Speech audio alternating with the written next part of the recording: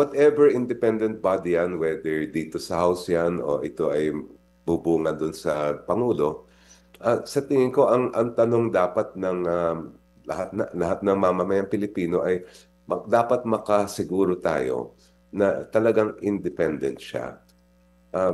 Madali lang Mm. sabihin na independent ang isang panel o Mm. komite. Mm. Pero ang tanong kasi usually sa atin dahil ang lakas ng utang na loob ay magiging depende rin sino yung nag-appoint at gaano din ano ba yung character ng i-appoint na talagang kahit Pangulo halimbawa ang mag-a-appoint sa kanya ay hindi siya magkakaroon ng utang na loob sa Pangulo at talagang ang gagawin lang niya ay titingnan niya yung nangyayari at aalamin niya kung ano yung katotohanan.